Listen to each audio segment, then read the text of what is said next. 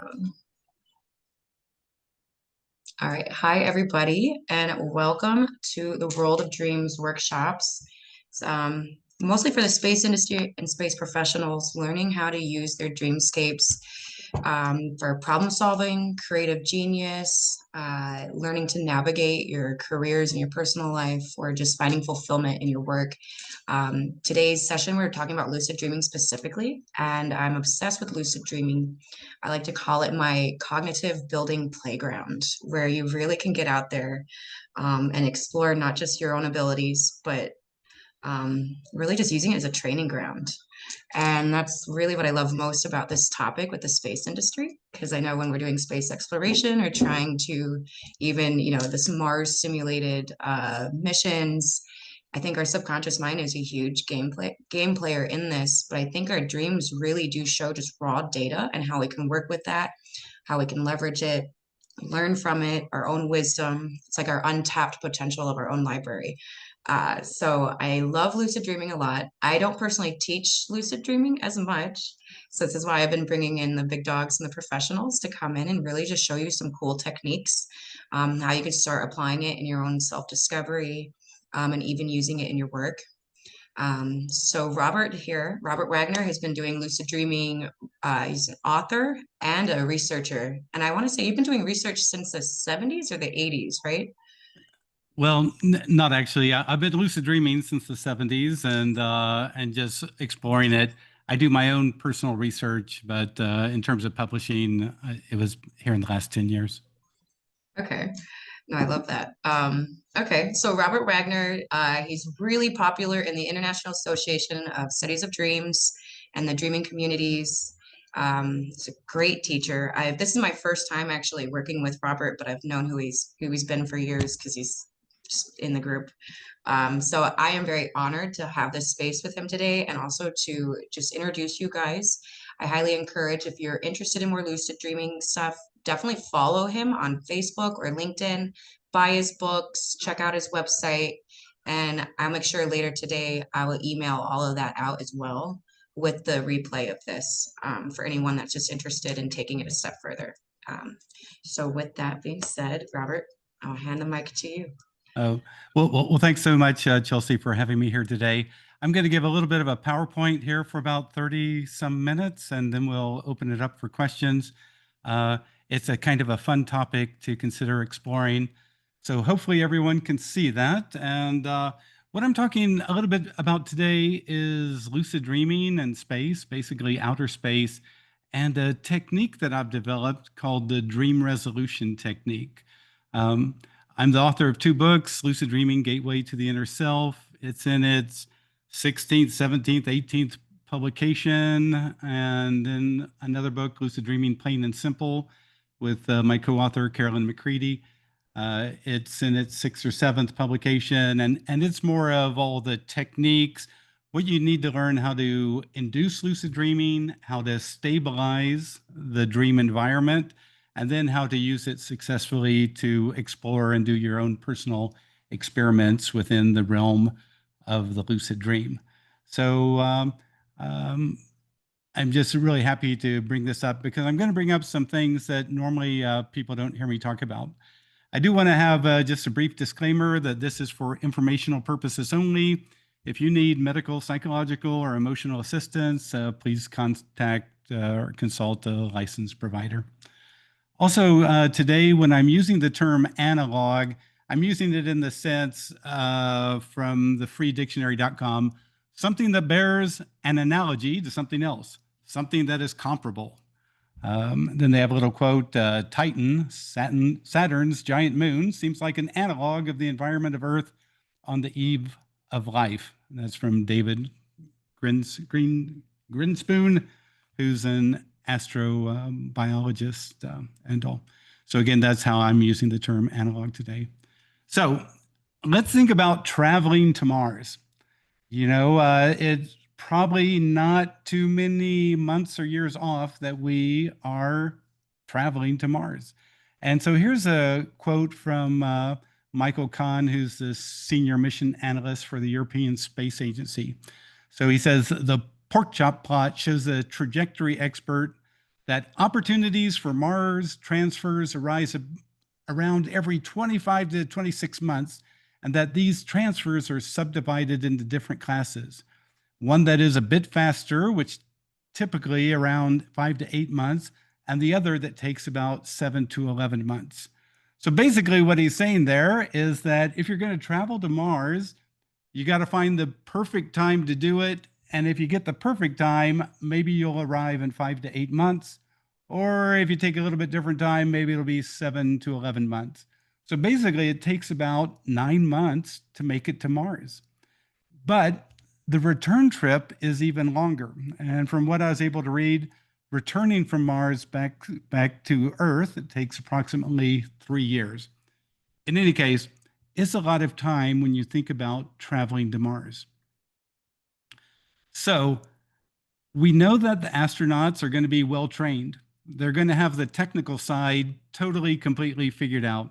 The skill set, they have the skill set. They just know exactly what they're doing. Provisions, there's research universities and others who are providing food that'll last for many, many years. We have all that basically figured out. But in today's talk, we're going to be talking about what about emotions? Could lucid dreaming and dreaming basically show us a way to deal with the emotional toll of being on a spacecraft for 3 years?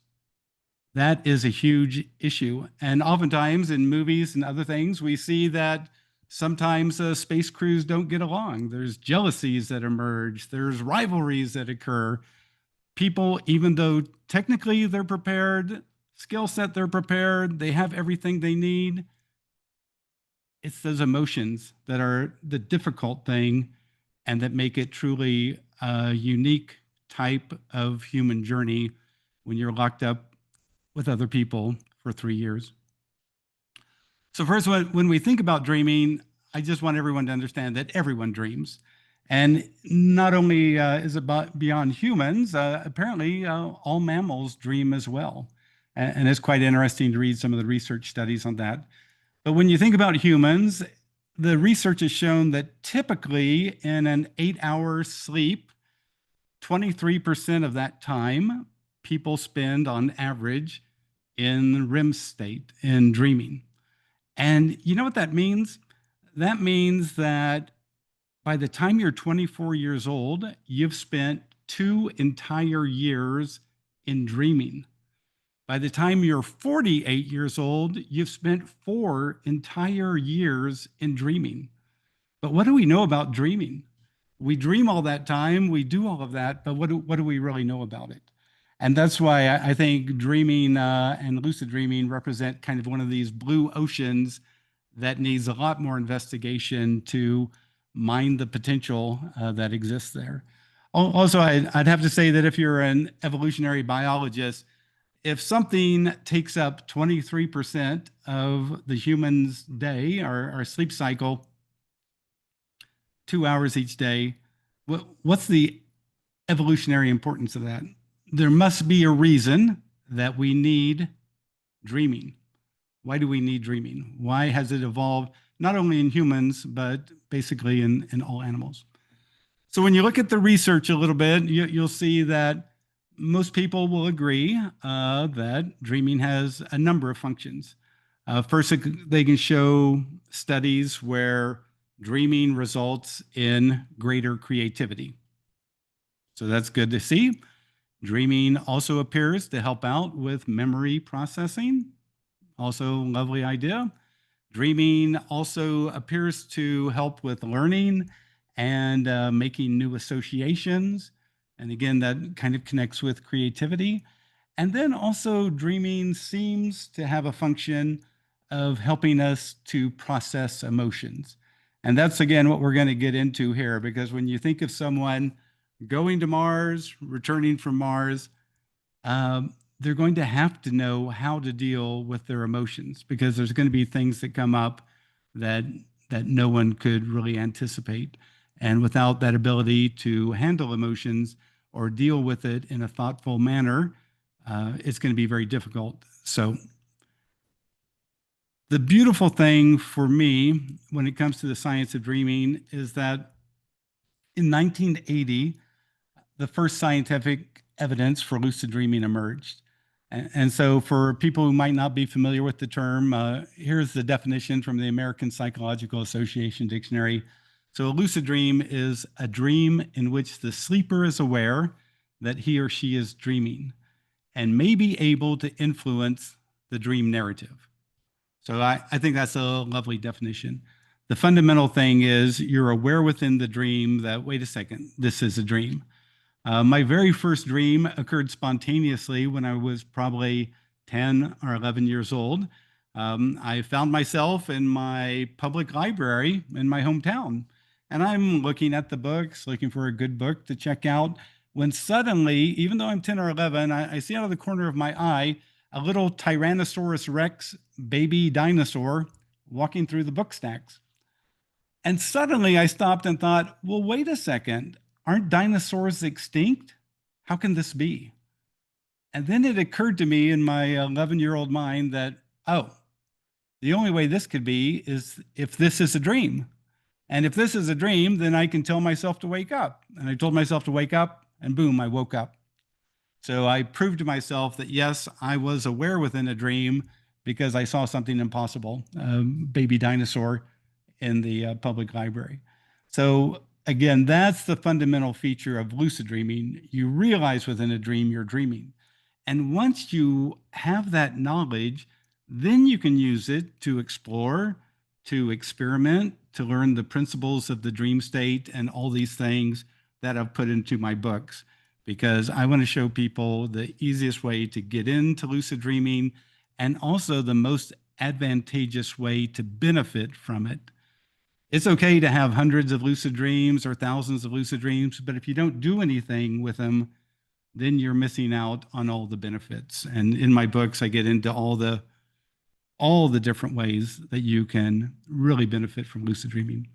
The nice thing about lucid dreaming, so it was validated in 1980. I taught myself how to lucid dream in 1975. So I was about 5 years ahead of the curve. I created a simple technique to become lucidly aware. And by the time 1980 came around, when I saw this in the January 1981 edition of Psychology Today magazine, there was an article by Stephen LaBerge. I was so happy. Someone had finally validated lucid dreaming, because I'd tell people I was consciously aware within my dreams, but they'd tell me, oh, you're just having a dream about dreaming. And I'd say, no, I know that I'm dreaming. I can explore and experiment. But since that time, it's been validated in sleep labs worldwide. There's been dozens, if not hundreds, of lucid dreaming research projects that have been underway, and you can learn a lot more about it in the various scientific journals. One of the main values of lucid dreaming that has scientific validation behind it right now is emotional healing. And specifically, this results in resolving recurring nightmares from people who have post-traumatic stress disorder. So we all can think of people who have been in horrible tragedies or possibly in war zones, and they experience things, and then they begin to have recurring nightmares every night. They're dreaming of that same event over and over. It might be in a dream form, it might be almost literal, but they just can't not dream of it. They have a recurring nightmare. They wake up yelling and screaming. A lot of them end up using alcohol or drugs to try to tamp it down. In a sense, they're basically trying to avoid it. But here's this gentleman, Gordon Halliday, and this is back in 1982. So I think this is the very first study that showed the value of lucid dreaming in helping with this emotional issue of recurring nightmares. So he had two clients, Gordon Halliday did. He's a therapist in Ohio. He had two clients who both reported recurring nightmares after a traumatic event in their life. And so I'd say basically they both had post-traumatic stress disorder. So here's what he asked him to do. He said, look, let's go through your nightmare. Now, is there a point in your nightmare where you could become lucidly aware and go, wait a second, this is that same old nightmare. I know this is a dream. Okay, that's what I want you to do tonight. I want you at this point to realize, wait a second, this is that same nightmare. This is a dream. And then he said, I want you to change just one thing in the nightmare. So one man had been crushed by a tractor that fell on his chest and almost killed him. And he would have that recurring nightmare. And so he decided that he would change the barn that he could see out the door from being red to being green. And so he had the nightmare. He remembered, wait a second, this is a dream. I'm dreaming this. Oh, yeah, I'm supposed to change one thing. He changed one thing. After that, the nightmare ceased. And the same thing happened with the other client. So this is a very first report of that. There's another lovely example in the Israel Journal of Psychiatry by Henry Abramovich. He had a client come who told him that she hadn't slept in 3 days because of this recurring nightmare of being chased by a train. And as they talked, he eventually realized that she, on occasion, had had lucid dreams before. She had become aware within the dream that she was dreaming. So he told her, look, I want you to go asleep, let whatever occurs, the dream occur. But as soon as you see that train, realize, oh, this is that dream train again. And then I just want you to change one thing. That night, she fell asleep. The recurring nightmare happens. Suddenly she realizes, wait, this is that recurring dream. She runs over to the train switch, pulls the train switch, and now the train, instead of crushing her, goes off on a different track. And the next day she comes to his office, and Henry Abramovich wrote, she seemed a changed person and felt profound relief. So that's one of the beautiful things about lucid dreaming. It can help with that kind of thing. But I think that dreaming also shows us that healing occurs naturally. And so this is what happened to me one time. I was a young kid having a recurring nightmare that the invisible man was in the house. And at first it was kind of cool. I was like, oh my gosh, the invisible man is here. But then after I had dream of this number 10 and 12, I began to think, maybe the invisible man here is for some nefarious reason. So I would go hide all the knives and everything from the kitchen and run away from the invisible man. Anyway, so what happened one night, I was having the same recurring dream, the same recurring nightmare. But this time I could hear that the invisible man was in one particular room in the house.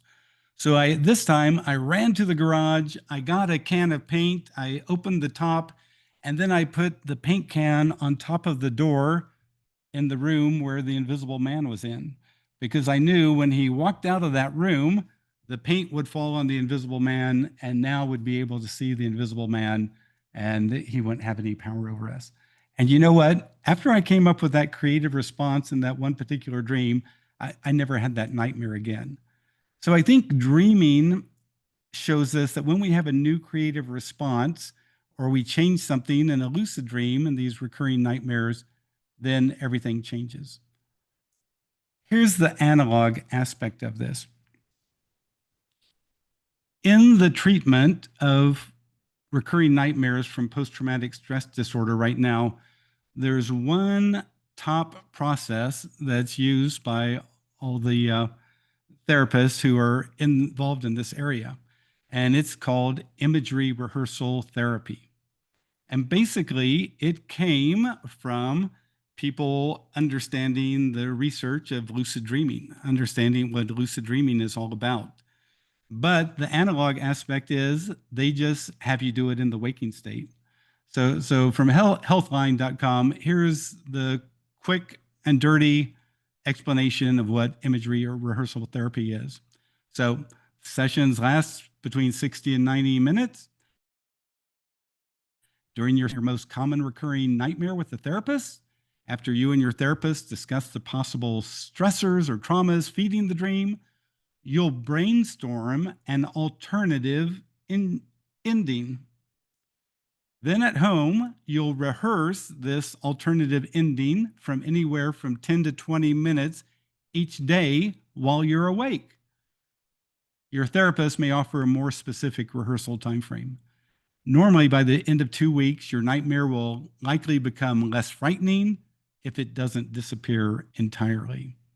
So you can see that this treatment is actually very simple. You basically change the nightmare within your imagination, and you do it every day, and you keep imagining this new ending until what happens? The recurring nightmare goes away. So I just want to point out how simple and easy therapy can be, especially when it involves dreaming and dream work, but also it can result in dramatic improvements. So what if we could use dreaming to heal emotions?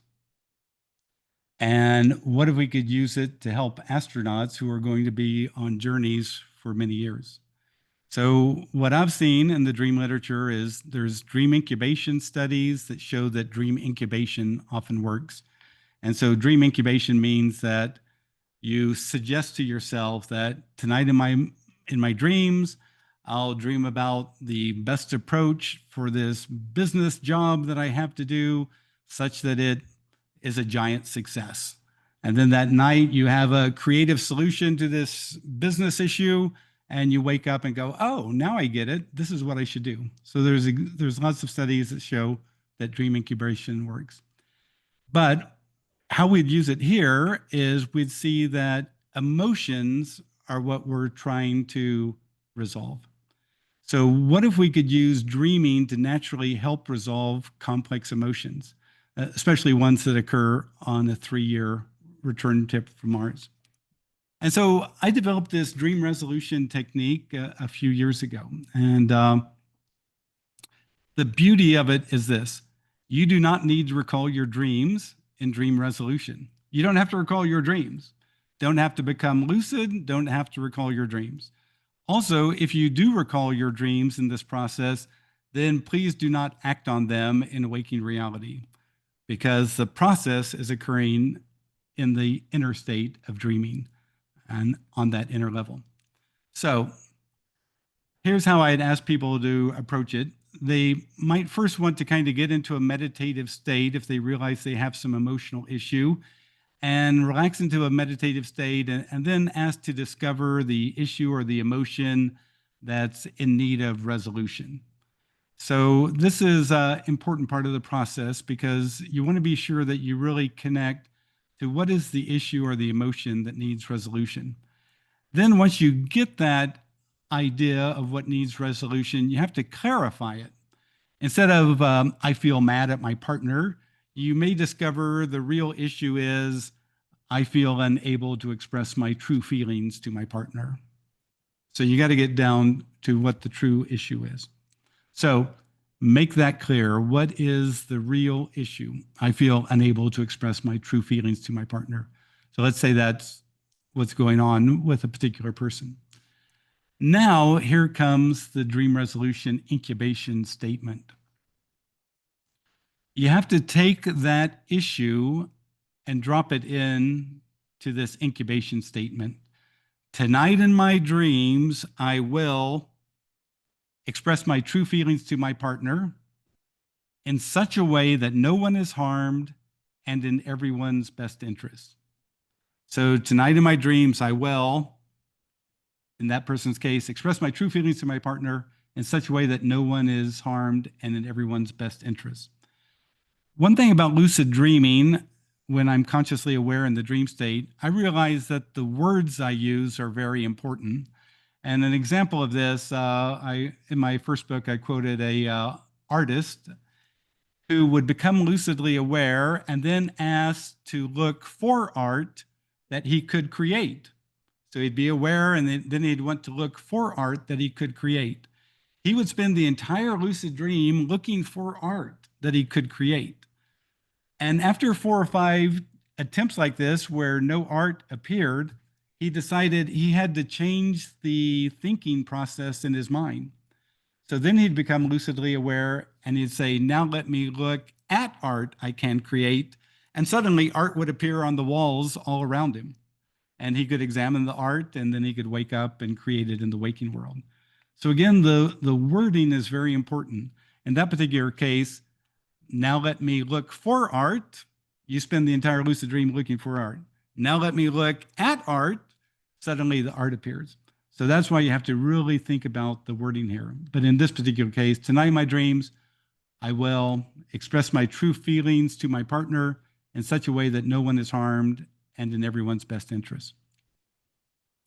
So before sleep, you want to read that resolution at least 3 times. You want to make it your focus for dreaming during that night.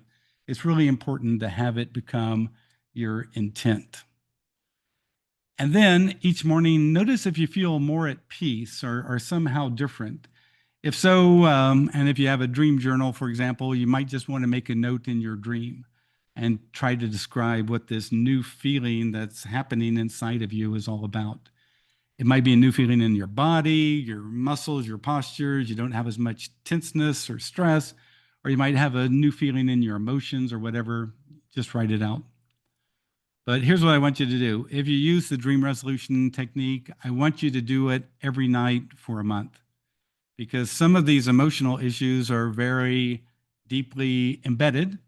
And by doing it every night for a month, it'll make your intent very clear of what you're trying to do, and it'll help the resolution occur. So I'm going to give you some examples of how people have told me how much this has assisted them. So there was a woman who wrote to me. She says she's unable to express her feelings. She hasn't been able to do it for 10 years, and she's dying inside. And I said, well, tell me about that. And she said, well, my spouse is emotionally rigid. My daughter has an eating disorder. I have to be a professional at work, so I can't express my emotions there. She said everywhere that she exists, she can express her feelings. And so I said, okay, why don't you try this? Each night before you go to sleep for 30 nights, I want you to read this or repeat it in your mind to make it your personal intent. Tonight in my dreams, I'll fully express my emotions, but in such a way that no one is harmed and for everyone's best interest. Tonight in my dreams, I'll fully express my emotions, but in such a way that no one is harmed and for everyone's best interest. Here's what she reported. After 2 weeks, her coworkers complimented her on her wonderful sense of humor. She said, you've worked there for 20 years, and finally we're seeing what a great sense of humor you have. She said that was something that was surprising because she didn't realize that she was acting any differently. Then she wrote me and said by the end of the month, her relationship with her husband and her daughter had been positively transformed without her doing anything new in the waking world, in the outer world.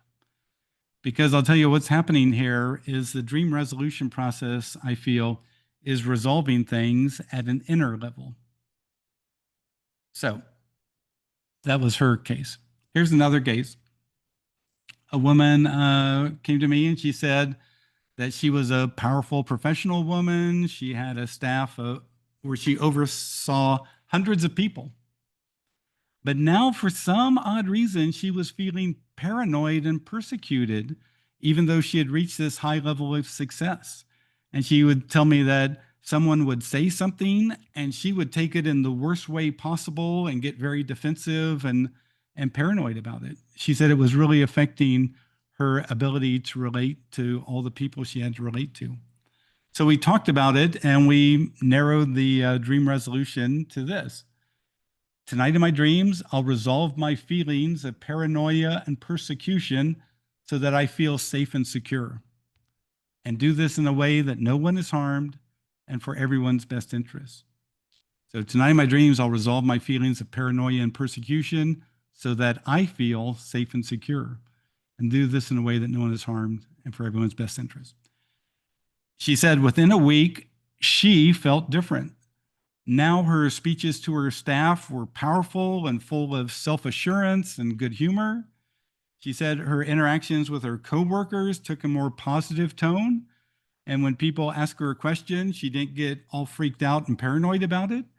She responded with grace and confidence like she had for many, many years. So again, these are just examples of how powerful this can be. I had another woman write me, and she was a very sincere Buddhist adherent, but she had also developed a life-threatening health challenge. And one thing in our interactions, it seemed like to me that she was trying to be such a wonderful spiritual person that she was completely denying her emotions. That was my sense. So she came up with her dream resolution. Tonight in my dreams, may I healthily express, accept, and resolve grief, anger, and anxiety in such a way that no one is harmed and in everyone's best interest. So she repeated this for a month. But she wrote me and she said, from the very first night, very clear dream symbols representing each of these emotions arose. In each dreams, or sometimes through a series of dreams, these emotions would resolve after being expressed and in some way accepted in the dream. However, on night number 7, a new, more complex emotion, jealousy, showed up. And then she realized that, oh my gosh, jealousy is underneath some of this anger, anxiety, and grief. And so she changed her resolution a little bit. But what she reported was that the resolution of these emotions came relatively quickly. She noticed that even after she ended the process, after 30 days, these emotions continued to arise in dreams. And this is when something really important occurred. She goes, as I contemplated this, I recognized that resolution isn't about not having emotions, but rather about healthily expressing and accepting emotions when they do arise, as they will continue to arise as long as I am human. And this is the beautiful thing, because Carl Jung would often talk about we create the shadow, which is the denied, ignored, repressed parts of ourselves. And we do it, and it becomes this huge emotional thing in some of our nightmares. It's the thing chasing us, the monster behind us, and we never turn around because it's the shadow behind us. But by resolving things in the dream resolution process, you begin to take away the energy of the shadow, I think. You could really imagine using this, especially with people who have grief. There's a lot of people who have what they call prolonged grief disorder.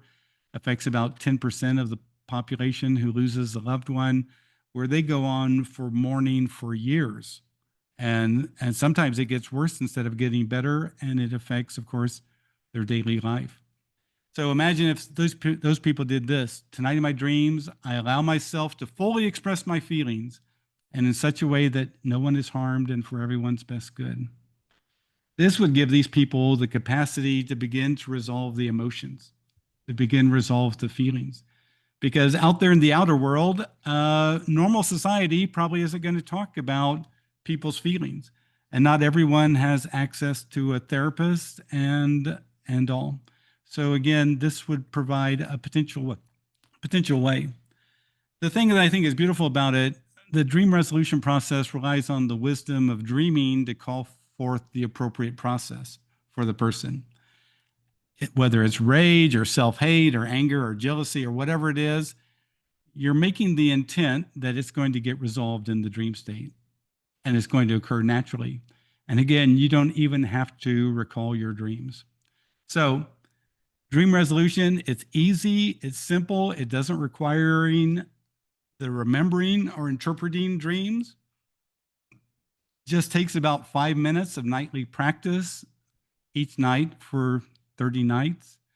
And that's when you'll start to see that the intent to have things get resolved does finally get resolved in the unconscious or subconscious of dreaming, when you correctly instruct your mind that you want this resolved.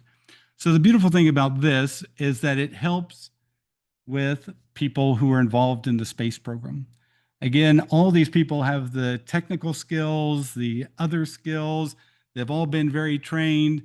Some of them have gone through serious psychological evaluations and tests. But again, if you're going to spend 3 years on a spaceship coming back from Mars, you're going to need something to help you resolve what's going on with yourself, because you're relating to other people, and sometimes things are very complex.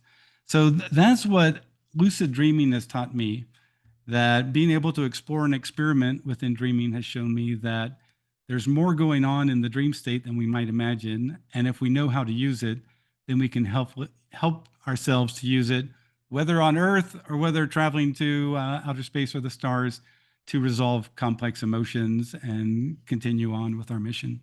So thanks, everyone, and we'll open it up for questions, I think. Yes, I love that. Thank you. For anyone, if you can't come off camera, go ahead and type your questions in the chat too. Um, and I love this. I wanted to ask Robert, what's one of your most rewarding or breakthrough lucid dreams, if you wouldn't mind sharing for your own personal journey? Right.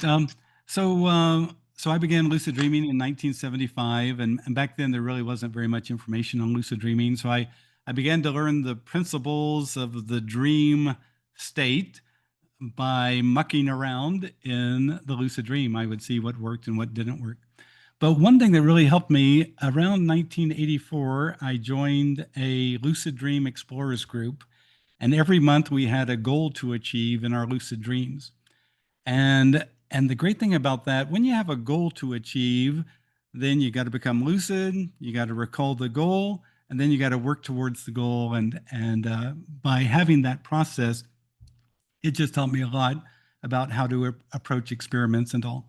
But the big lucid dream that occurred was, I think it was March of 1985. That month, the goal was find out what your dream figures represent in your lucid dream.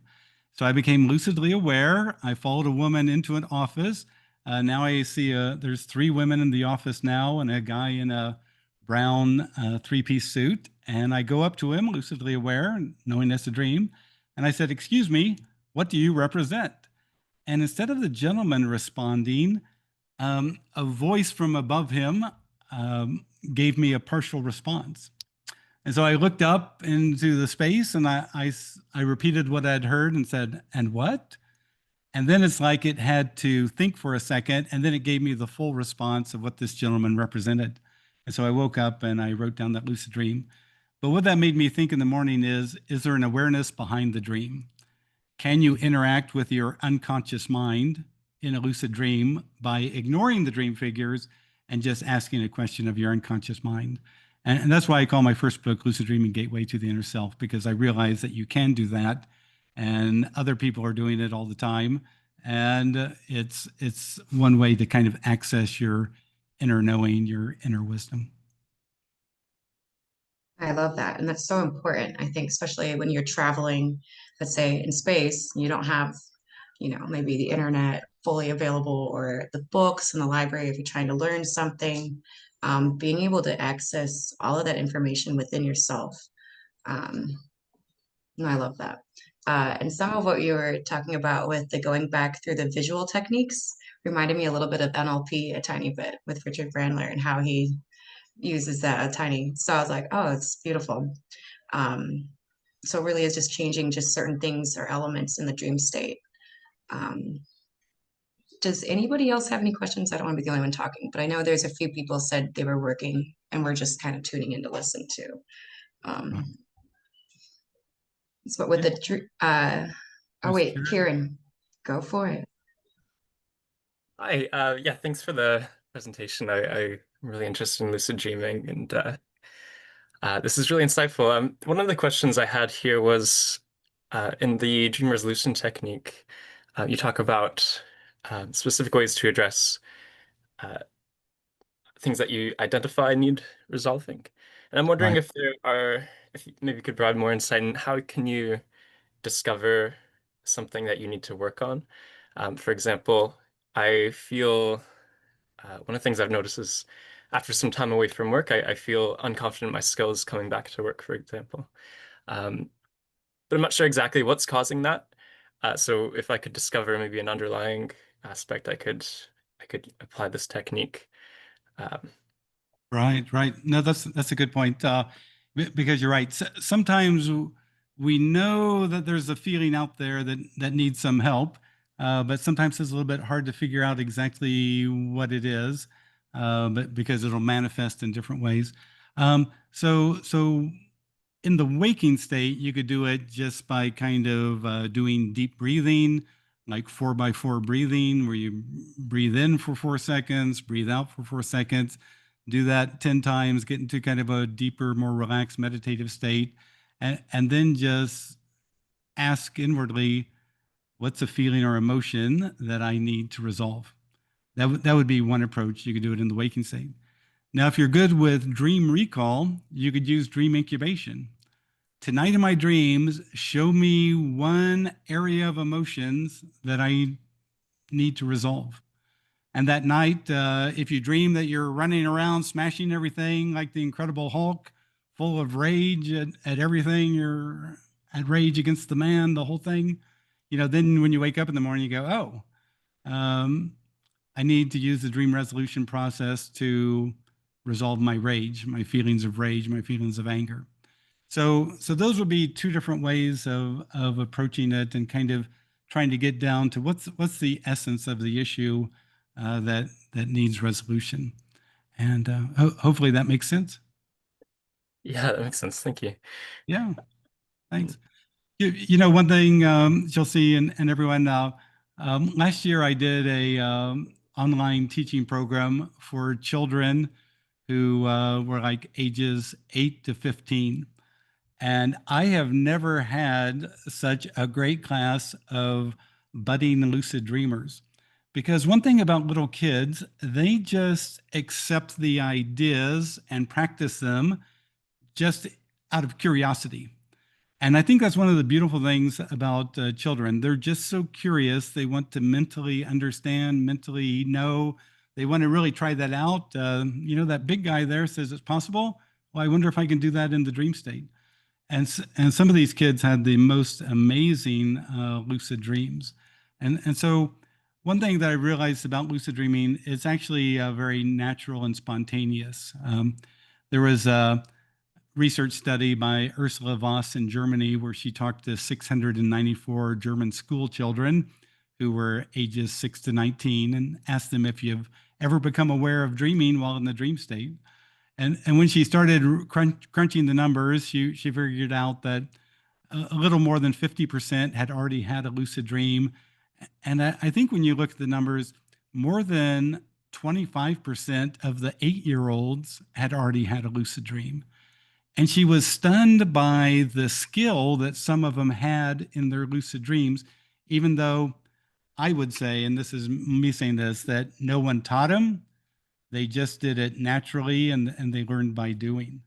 And so again, lucid dreaming is very natural and very happens spontaneously, but because we're kind of a society that devalues dreaming, we don't teach anyone what you can do with it. And that's why I like the dream resolution process, because you don't have to remember your dreams. You don't even have to interpret your dreams. You don't need to become lucid as well. And so that means it's open for everyone. I love that. And I used that with some of my clients in the past where I was still having them go through and track their dreams, right? And get into it in depthly. But at the end of the day, it's working with your subconscious mind and it communicates in a lot of different ways. So I like how Robert was saying, take a breath and get in a meditative state. Usually what surfaces first in response is very organic to the system. I think a lot of people like to overthink it or think it's hard, or maybe that wasn't the right answer. And I say just trust it. The subconscious mind is always dialoguing back and forth, is kind of just tuning in and hearing it. Some people get a visual or imagination response. Some people just hear a sentence or a thought or even a feeling. It's different for everybody, but it is the beauty in that. And I love the one with the kids. And I wanted to share my son is 6 years old, and he's been talking about his dreams for years. And I think it's partially my fault because mom's always talking dreams. But he does it so organically. Like the way he talks about lucidity or out of body experiences are really interesting. Like one time he described an out of body experience as being a ghost at night, and he can see us all sleeping in our beds. And I was like, oh, that's kind of cute. It's like, okay, I get what you're saying here. It is interesting. And I always say I don't know, how I always say dreams let us experience how consciousness works almost, if we have a definition for it or not. I co-create or co-edit a free online magazine called Lucid Dreaming Experience, which anyone can get for free at luciddreamingmagazine.com.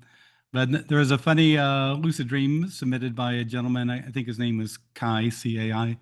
And And he wrote that his 8-year-old said that she was having lucid dreams quite frequently. And so he said, "Oh, well, that's such a wonderful skill, and you want to try to play a game?" And she goes, "Yes." And he goes, "I'm going to take a piece of paper here, and I'm going to write a number on it, and then I'm going to hide it in the house. And next time you have a lucid dream, you try to find the number and wake up and tell me what it is." And she goes, "Okay." And so I can't remember what he wrote down, like number 8 or something. And he put it on the very top of the dresser in his bedroom. So he knew she wouldn't be able to climb up there and grab it or anything like that. Anyway, later that week, the daughter shows up at the breakfast table and says, "I got the number that you hid away." And the parents asked, "How did you do it?" And she said, "Well, I became lucidly aware. I knew it was a dream. And then I went and found Dad and I asked him, 'Dad, what was the number you wrote down on that piece of paper?'" And in the dream, the dad told her the number and she gave him the number. And that was the number that was on the piece of paper.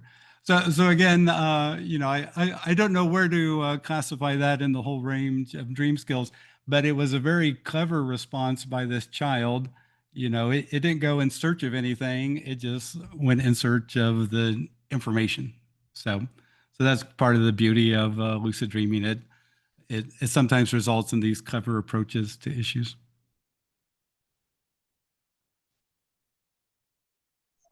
I love that. No, it gets me interested in I call it like a consciousness network a little bit, where we're all kind of connected in the same networking and we can Yeah. consciously go experience or Yeah.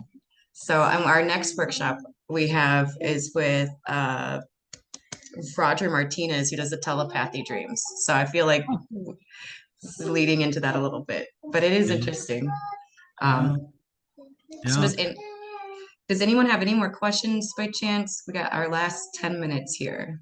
Um, and Robert, of course, you can add Right. in. Like, Well, I did just want to mention that that dreaming just seems essential to the human condition.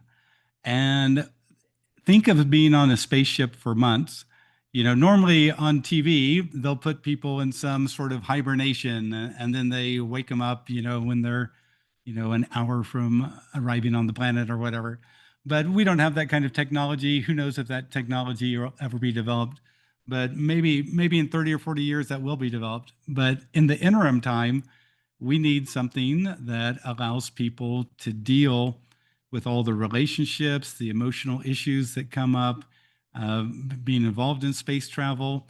We have people who might also be able to use this, like on submarines. Imagine being on a submarine for 70, 80 days. You're underwater, you haven't been on land, you're interacting with 100 other people. You have the mission to do, of course, but you have a lot of emotions that are kind of hard to deal with and hard to express in that sort of situation. And so again, that would be a potential test area where people could use this and see if it would help. Because the first week you're probably okay, but by week 6 or 7, you're probably getting tired of some of these people are having a difficult time emotionally dealing with things. So anyway, that's just gives people an idea of how we could begin to use lucid dreaming to help with the emotional aspect of space travel, inner space travel, and other travels that we all get involved in. I love it. Well, thank you so much, Robert. I hope we have you back again because that was perfect. And for anybody else, I am going to have recordings and I'm going to email this out later and post it. So feel free to even reach out to Robert if you have any questions that you didn't think of during the call, or if someone's watching the replay and wants to ask Robert questions. I'm pretty sure he'll be more than willing and happy to collaborate and talk with you as well. And I'm going to send your contact information with this, whatever your preference is. Okay. Okay. Well, thanks everyone, and look forward to talking to people who watch this video. Yes, and I hope everyone has a beautiful day. I know we're close to our time, so I'm going to get off the call now. But but please reach out. We do meet bi-weekly, so not this next Tuesday, but the following Tuesday we'll be back, and get a little more organized after the summer break as well. So thank you everybody who did join. For anyone who's watching the replay, love you guys all. Very excited to see what we can dream up in the space industry. And until next time, bye everybody.